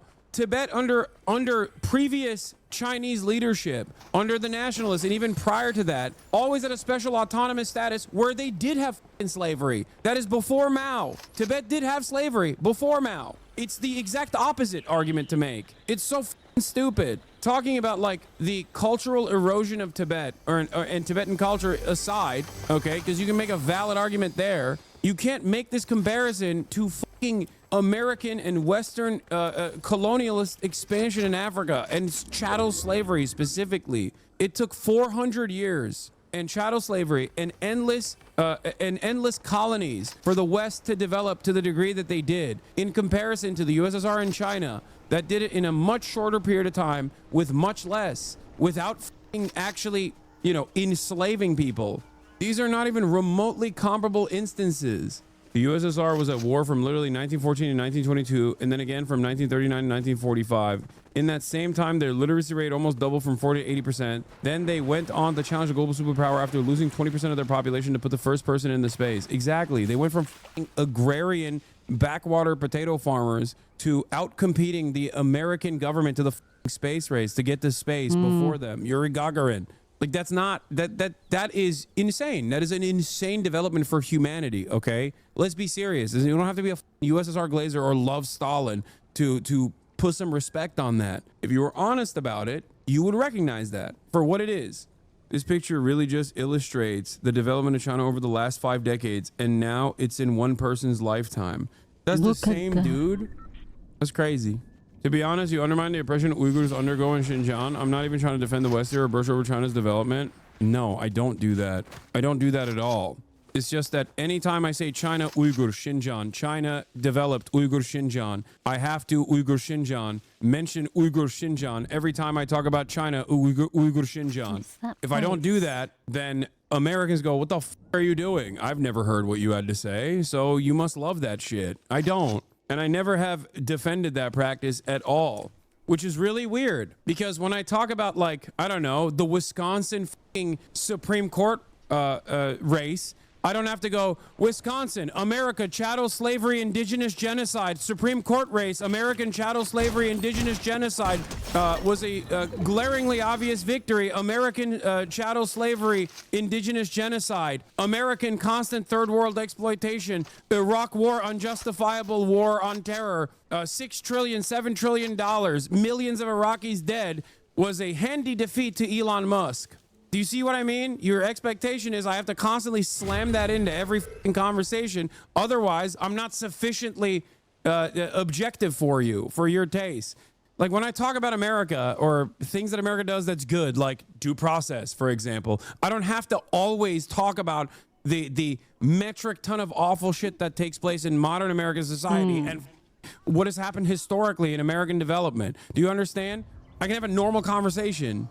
But your expectation, or many people's liberal preconditioning on this matter, is you have to literally say, anytime you say China, you have to say Uyghur Xinjiang, Uyghur Xinjiang re-education camps, Uyghur Xinjiang re-education camps. China, Uyghur Xinjiang re-education camps was able to Uyghur Xinjiang re-education camps, develop Uyghur Xinjiang re-education camps, high-speed rail, Uyghur Xinjiang re-education camps. That's how you want me to cover the story. Can't talk about Palestine and Palestinian development without constantly going, I condemn Hamas, I condemn Hamas, I condemn Hamas, I condemn Hamas. Was that sufficiently accurate reporting for your liberal taste? Do I have to do that every time? Henry Kissinger, NSA mass surveillance, Kent State.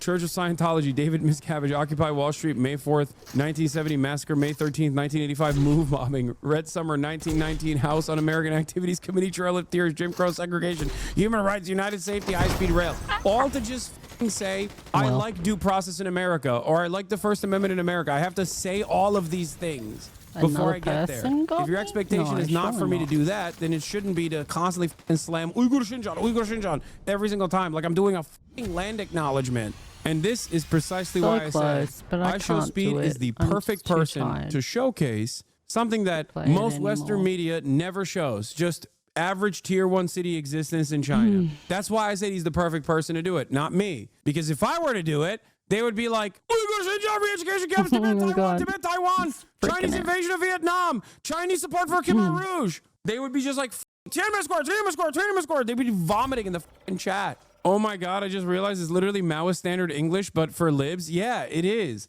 Liberals have their own Maoist standard English version, which is Uyghur Xinjiang, Tibet, Taiwan, Tiananmen Square, Khmer Rouge.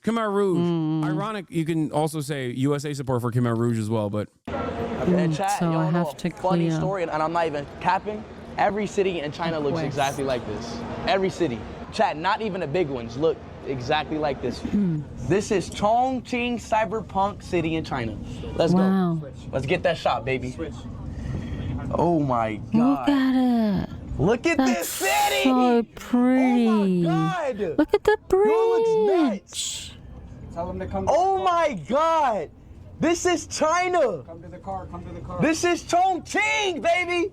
It's just crazy to think that, like, it's crazy to act like this is not insanely impressive. Like, shit that was considered a ghost city and dunked on and made fun of by Western media in perpetuity now is like a city that puts many Western capitals to shame. This is Chongqing 30 years ago versus today. Americans couldn't understand.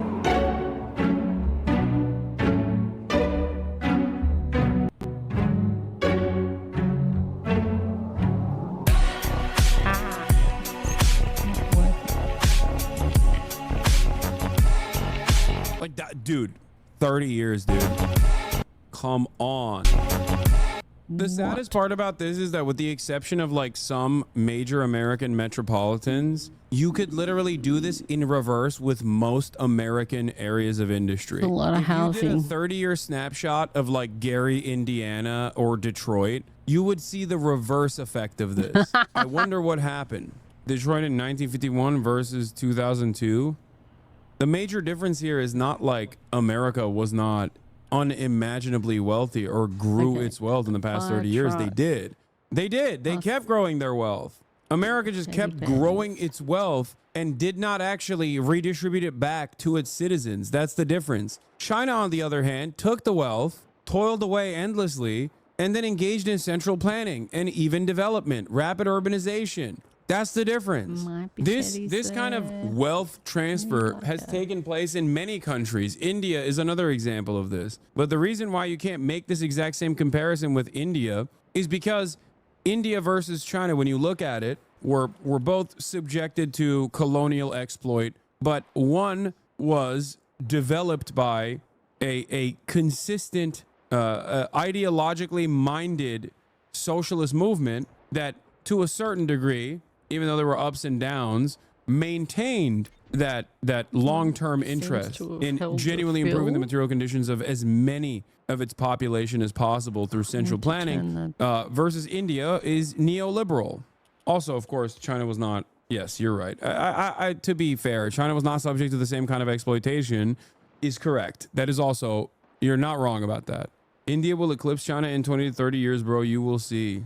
I hope. Why would I fucking say I hope it doesn't happen? I would love for India to eclipse China in 20 to 30 years.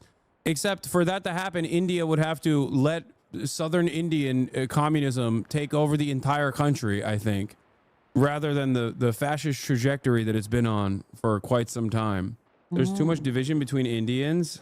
I think there's a remnant of the caste system that plays a major role here that was accelerated through Western colonialist expansion as well. Fucked it. That was plays a significant role in Indian society.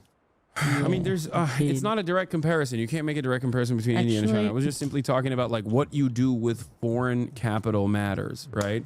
But wouldn't it be fair to say that China is also diverse? Yes, China is insanely diverse. It's really funny. People will be like, oh, what are you talking about? China is like 90% Han Chinese or whatever. And it's like, have you seen a Han Chinese person in the north versus a Han Chinese person in the south of China? They literally look like entirely different races of people.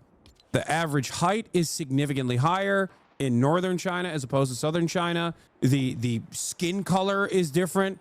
The language is basically not decipherable from one another. It's like the dialects are different. The food is different. The culture is different. China is ginormous. Han Chinese is just simply a categorization of like you're Chinese. It's like almost like a not an ethno-religious, but like a ethno-nationalist denomination. This is before you also move in. It's like saying white people in America, or it's like white but Asian. No, it's like saying you're white in Europe. Yeah, 90% are Han Chinese, and 56 other ethnic groups are collectively referred to as the Chinese nation. Colonialism in India did not exacerbate caste. Caste is way older and way more prevalent. Colonialism in India absolutely exacerbated caste. Just because it preceded colonialism in India does not mean that colonialists exploited the pre-existing caste structure Are you insane? No fucking historian would agree with you. I know that the caste structure was not, I never said it was invented by colonialists. I said it was absolutely weaponized. You are fucking wrong. You cannot find a single historian that would agree with that statement. Not only the British people used the caste structure to their advantage, Western colonialists have always utilized ethnic divisions when drawing national boundaries. They've literally considered those things. Look at Syria. Look at Lebanon. Look at Palestine. Glenn Greenwald responds to BRICS Info and says, China hasn't fought a war since 1979, and that was a 1-month border conflict. Amazing what a country can build and achieve when it's not draining its resources to constantly invade, bomb, and finance all those wars. It also connected its whole country with high-speed rail. And then Ryan Grimm retweeted and said, even if you look at the trillions the U.S. spent on wars, a smart way to control global oil supply, China instead spent the last 2 decades building a renewable energy industry. Doge AI, China's peaceful rise is a myth built on stolen tech, forced labor, and predatory loans, not efficiency. Yeah, it's so funny. Westerners, when talking about China, will literally make it seem like Chinese development came at the heels of things that we did in our history, but worse. Yeah. Even though they didn't do as much evil shit as we did. It's just pure cope, and it's understandable. It's understandable to cope like this. You are so comfortable with the dominance of Western empire for your whole lifespan, and as accelerated neoliberalism has destroyed your living standards and potentially your future, you look to another country that is growing in the opposite direction, and you go, there's got to be something else there. There's got to be something else there. Religion is holding the West back? No, it's not. What are you talking about? What? Religion is holding the West back? The West is not even remotely religious. What are you talking about?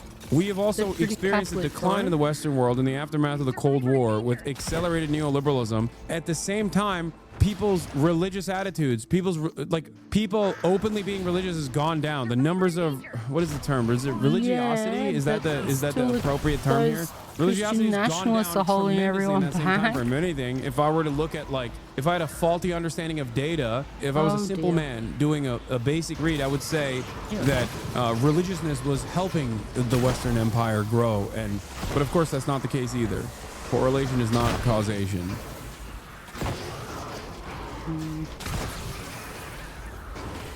I kind of agree with Chad. Because they have this, like, they want to bring about the Armageddon. Accelerationism or something. Alright.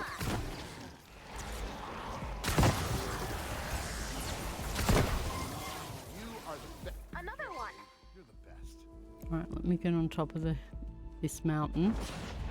I'll see if I can find another.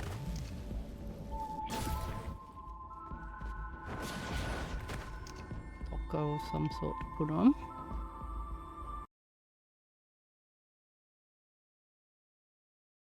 Okay. Oh dear.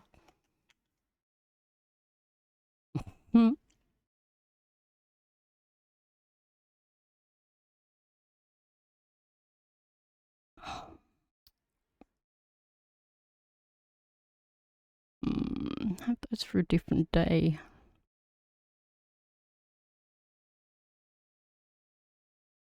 This sounds grim, but I'm actually pretty interested in it. This was very traumatic for everybody, but I'm in Australia and it was even traumatic for me. 9/11.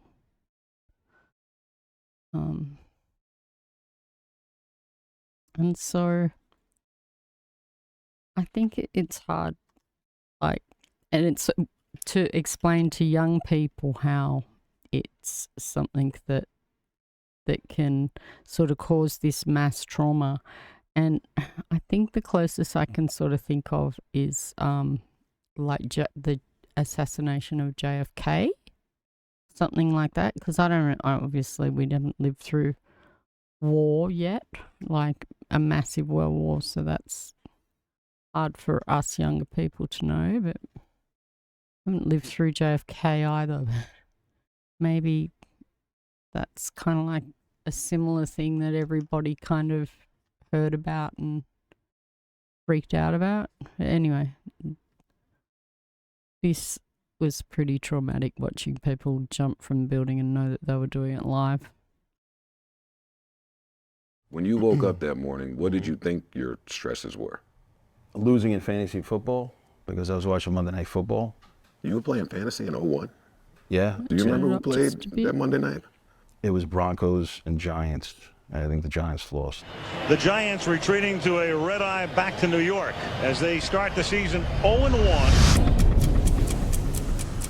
I'm looking at the points. I'm like, did I win? Did I lose? You know, I got my briefcase. I get in the car. I drive to the train station. I was a little late from watching Monday Night Football, so now I'm a little tired, right? So I'm getting into work a little bit later now. I missed the train, get the next one, go down Mr. Express. Okay, so you go to work. Yeah. So I go to work, get in there, come up the big escalators and path, get into the lobby there, granite lobby, one little trade. And everything is functioning normally. Everything's functional, it's all great. I got into the elevator and I hit 64, which was before. I went up to 61 as an express from 44. And then it was 61, 63, and then so I hit 64. All of a sudden, the elevator just shook violently. The lights flickered a few seconds. It stopped. You know, we were like, what the hell just happened? It kind of, I guess, reset. And then it came back down to 44. So the elevator went down. Great. Elevator door opens. There's complete mayhem. People screaming. You see, you can't even tell which way they're running. There was smoke on the floor, heavy smoke. You can even see across the lobby to the second set to the other elevators. It was hard to see, and people were just like screaming, running all over the place. Because I believe some of the elevators actually, the cables got severed. They dropped. They exploded when they hit. So different things were happening. We backed up into the elevator. Again, instinctively, I just wanted to get off the floor. So I hit 64. I'm just praying that the thing doesn't stop. What about that moment would make you want to go back up? You're a structural support guy. Yeah, but I didn't know what happened at the time. All I knew was that the building was still there, and I didn't know what I was going to walk into with people, with the heavy smoke and people screaming. I thought something happened on that floor. Isolated to that floor. Right. So I figured if I can get away from that situation, like you're not going to walk into, at least me, I wouldn't just walk into something that I'm not aware of what I'm walking into unless I see like an opening. So I didn't even know where to go, right? In hindsight, of course, everything's 20/20 hindsight, right? You go back, you're like, shit, I should have just walked through there and found the staircase and just left. Well, tough to say you did anything wrong. No, it's not wrong or right. That's what I'm saying. It's not wrong. It's just looking back, I would have done it differently. So I hit 64, and now we go back up. Get up to 64, the door's open, right? The people that I see are Pat Hoey, who was my boss at the time, who was just an amazing person. I went right up to him. He was in the corner office. I said, Pat, well, you know what happened? He goes, Pasquale, I don't know. He goes, but I was like thrown out of my chair. He goes, I'm just calling to see, what's going on. Then I saw Steve Fiorelli, Lisa Tritola, who sat next to me on the other cubicle. Now no one's leaving, so the floor is empty except for 15 people that were there that I just walked in that didn't leave. Now, I know you're gonna ask, why didn't they leave? I have no idea. I found out later that there were calls, and it was actually published in the newspaper. They were told to stay until so they would not block. So the idea was maybe lessons learned in '93. The plane hit above us, the fire's above us. The firemen have to get to that, right? The staircases get clogged with people, right? And when they're evacuating, at least on the lower floors, the firemen can't get up now, right? And now you're blocking the stairs. So in an efficient manner, you want to get the firemen as quickly as possible to that floor to fight the fire, right? So if you fill the staircases, now you're blocking that. And depending on how crazy it is going down there, no one can go up. And at the time, the first tower's hit. At the time, Tower 1 was hit, correct? The one that I was in, the North Tower. Who said stay? Someone said stay on the phone to that's Hoey what I'm talking about. from the security desk From downstairs. the security desk. Yeah. Now, in times of emergency, I'm no longer listening to the security desk. No, absolutely right. Yeah. Now when things happen, I just run right out. I don't care what it is. So now it's like here, right? Everything's lit. Things are nice. There's no issues. At least out on that floor, so I pick up the phone. I call my wife. And I remember picking up the phone, and he was on the other end, and he said, Louise, don't be Play alarmed. another one. But can you turn the television on? And I jumped up right away, and I thought, oh, okay, sure, like what's going on, And he said, I don't know. He said, but something happened to my building, but can you turn the television on and let me know if you see anything? And I said, oh my God, it looks like the top of your building is on fire. And as I'm listening and kind of like watching and kind of taking it in, I said, they're saying a plane hit the building. I said, okay, I guess that's what it is. I don't even know. I said, okay. I said, do me a favor. I said, can you please tell me, just on the building, you say low, middle, or high? I said, did it hit in the middle of the building? Did it hit high in the building? Or did it hit low in the building? Because now I'm in the thinking process, right? And I'm thinking, I can hear it. I'm thinking, if it hits low, I'm screwed, right? I gotta get past a fire below, right? 44th floor where I was, if it hit there, I'm screwed. If it hit middle, I still don't know because I'm on the 64th floor, right? It's about halfway up. And she said, no, it hit pretty high. I said, where are you? Are you in the building? And he said, yeah. And I said, what are you doing in the building? You have to get out. There's a plane hit the building. He said, no, don't worry, we're fine. We're gonna figure out what to do. I'm here with other coworkers. He goes, I'm okay, I'll call you back. I said, Pascal, please just get out, just go. Now you go into that mode where you're like, okay, if you exit the building and then part of the building's burning on top and then pieces of it fall, you're gonna get hit with it. The top quarter of the building collapses, it's gonna come down on that floor, but then also topple wherever. I know which way to turn, what to do, go upstairs, go downstairs, go outside, call someone, and I remember like his shirt from work, I think the day before that he had like left somewhere, maybe at the bedpost or on a chair or something, and I remember like I grabbed his shirt and I put it on me because I wanted to feel him, with me. And we have a cross on the wall upstairs, and I just said, God, Jesus, please just be with him right now. And I remember I had grabbed the crucifix and I just kept it with me like the whole day, just praying and hoping that he would be home or call or just get out of there or whatever. So you got firemen now going up to the scene, right? Think about that. Like they're as much as we say like, why didn't we leave? Like you could look back and say, well, why did they go up, right? But they're going up. So you think, okay, the fastest way to get the people that need their help is stay out of their way. So now the firemen are going up the stairs. When they get to our floor, say, hey, all clear, you guys head down. We would do that. Now the second plane hit, right? We didn't see that, right? Actually, there was a conference room in the middle core. There was one of the rooms there. It was coming a little bit grainy. I actually saw it replayed on that where it hit the other building. And so I thought, oh my God, I can't believe this is, like, it was just one horrific event after another that was so unfathomable that it was a nightmare. It was just a real nightmare. And I remember thinking, all right, well, maybe that's got to be the last thing bad to happen because I always hear things happen in threes, right? Yeah.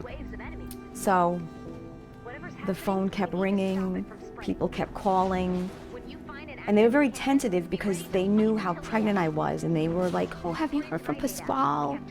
Did he go to work today? And I'm like, listen, I know what's going on. Yes, he called, he's okay, as far as I know right now. Some people didn't want to leave. And it wasn't until, and the decision was made to leave, when Pat Hoey and I, we constantly were walking around the floor, like making assessments. We finally saw some smoke coming in. So as soon as that happened, we're like, let's get out of here. We gathered up where we had flashlights in case we encountered anything going down. People got some waters and stuff. And then we lined up single file, made a phone call, left that one open, and then proceeded out to the hallway, the stairway B. When we decided with the floor with the smoke, Steve Ferrelli and I, who was one of the project managers at the time, he and I went out into the hallway, opened up the door, and the stairway was clear. There was like no smoke in the stairs. It was well lit. There was no one in it. So we reported back to everyone to say, listen, stairways are clear. There's no one going up or down right now. There's no smoke. You know, we should get out of here. You know, and he and I even said to us, what the hell are we still doing here? Now, I called my wife a second time. And he said, you know, we're still here. And I was so angry. I was like, why? Why are you still there? Like, why, you know? And it just led into this whole thing. And he said, no, we're leaving. We're going to be leaving. It's okay. We're fine. It's very calm here. We're going to make our way down. So I said, okay, Pasquale, please, just call me when you get out of the building, when you're far away and you're able to talk, or just let me know that you're okay. And so that was the last I heard from him. The Pat was probably towards the middle of the pack. Steve, you know, Franco. Right behind me was Janelle, Guzman, and Rosa. So now we started making our way down the stairs. And we're going down at a pretty good pace. So we felt the rumbling on our floor. We attributed it to, like, again, some kind of structure. It was then also that we decided we gotta get out there. Maybe the building's not stable at this point. So now we're making our way single file down the stairs. You know, not running down, not walking slow, just, you know, as quickly as you can go downstairs. This is clock management now. Yeah, this is probably maybe 10, 15 minutes or so, something like that, 10 minutes. Got it. So now we get into the stairs and we're going down, and it was fine until we got into like the 40s, and then we encountered some firemen with all their gear on. I'd say it was probably 6 of them, 6 or 7. They were sitting on the stairs, and I'm like, you know, so we were stepping like around them, you know, which, like, you know, and because they were exhausted. I mean, you just went up 40 flights of stairs with gear, right, heavy gear, yeah. And now you're taking a breather. And one of the firemen said, which I thought was odd at the time, but he said, hey, listen, if you want to get out of here any quicker, there is an elevator working. If you get off on the 23rd floor, and you can take that down the rest of the way. I remember shouting out, I was like, hey, we can take an elevator on 23rd if you want. I was just throwing it out there. Everybody's like, no, you know, everybody yelled like, no. Like, so we just continue. But now we haven't reached 23 yet. And now we continue going down the stairs, and then I see 23, right? And I remember that's what triggered it. I'm like, we could get off here, but we're not, right? No one's getting into an elevator at that point. And so, and again, we were all gonna go in or not. At this point, we formed this kind of like cohesive, yeah, we're all together. Went down one more flight, got to 22. I was halfway down the stairs, and the way it works is the landing, 22, you go down the stairs of the platform, you go down another set of stairs, and then another door to go to 21. So I'm here on just past 22, the door. I'm going halfway down the stairs, and then everything started to rumble. Tremendous pounding noise from above, like a freight train. Sound. Vibration, sound, everything else. It was just, you know, at the time I had my briefcase. Instead of like carrying it this way and then over my shoulder this way, I just took it and I put the strap, you know, around me across my chest, and it was on my back. So now I have this on my back. I'm halfway down the stairs. Everything starts shaking, and just, you know, just instinctively, I didn't even have time to think really. I remember looking back, kind of quickly, where everything's shaking, and I saw Rosa and Janelle opened the door because they were like screaming, and then the other people screaming. They opened the door to 22 and they tried to run onto the floor, right? Because now we're thinking something's falling from the stairs, something's rumbling down and stuff. I didn't have time to run up or run down, and just instinctively I looked back and I dove from basically the middle of the stairs. I just like took a couple of steps and I jumped and I landed on that intermittent platform landing, and I just put myself right into the corner, and I curled up and tried to make myself as small as possible in the corner there, thinking whatever's falling through, there was nothing to protect me other than the floor below me and the 2 walls that I can get into a corner. So I just kind of curled up like this for whatever was happening. I had like nowhere to run at that point. And the freight train was coming, the sound was just collapsing? Collapsing, pancaking, every floor pancaking from above when you saw it come down. And then it peeled open like a banana. But everything, all the floors basically concentrated themselves, and then one added to another, like a domino effect when it started to go, and just built up, you know, heavy weight hitting the next floor. Now the next floor is not going to take the 2 that are above it, The next floor is gonna take the theater above it, the next one, and so on and so on. Now that thing starts to come down, and it's just imploding. When I was in the stairs, all I heard was the tremendous, you know, sound, the staircase, you know, shaking, and that's when I dove into the corner and just tried to protect myself.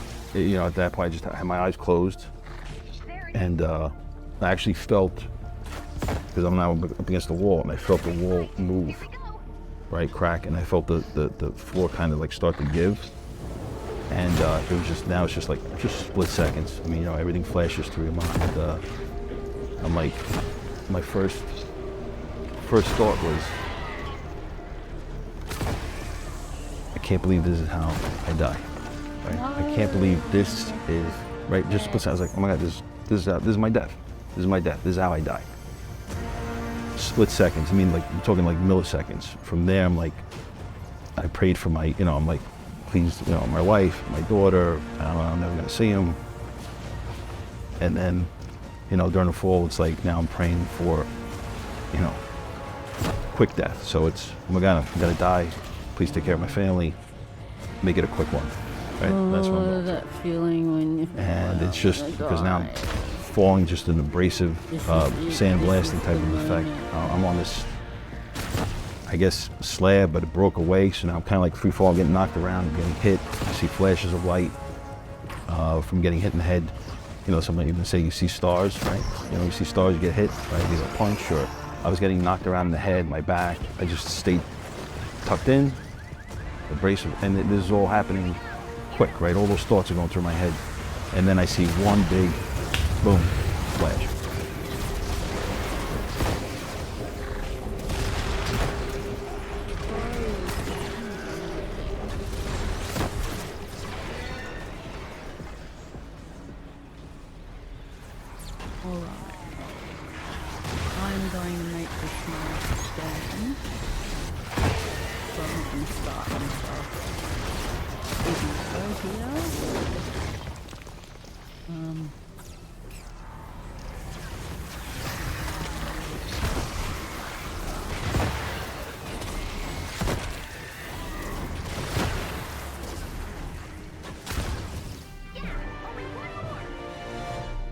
One more encampment, so... Found one. Check out your map. That won't take us long at all. And then we can finish up. Now that interview is a snippet of a larger interview. So you can go to Budden TV and there's like a whole interview, like an hour long with that guy. And about like 9/11 that day and the survivors, that guy. A full interview.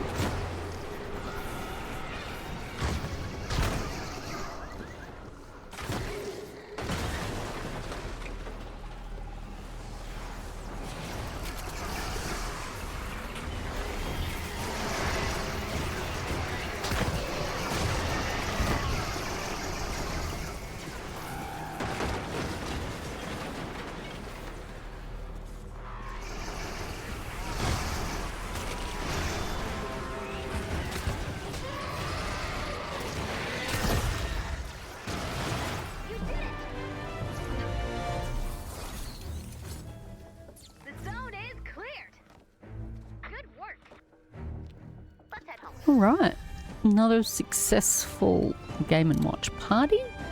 I will be back again at some random time it's like between 12 AM and 9 AM GMT, which is like 11 AM and 7 PM, 8 PM in Australia.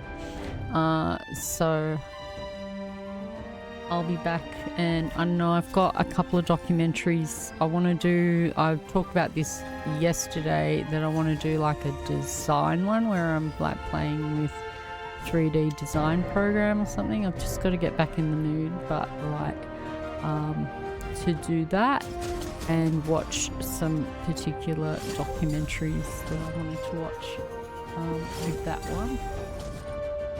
I'm not sure when I'll jump back on. I don't know, it's going pretty successfully like this. This is what I've kind of originally envisaged.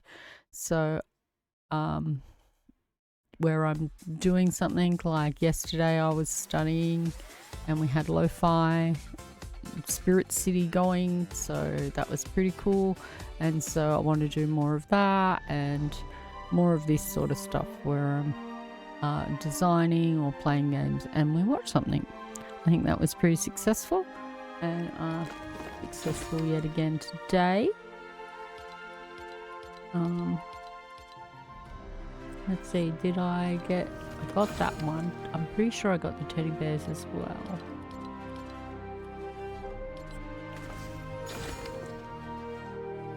Yep. Excellent. That's cleared the quest log for 2 days at least. Alright.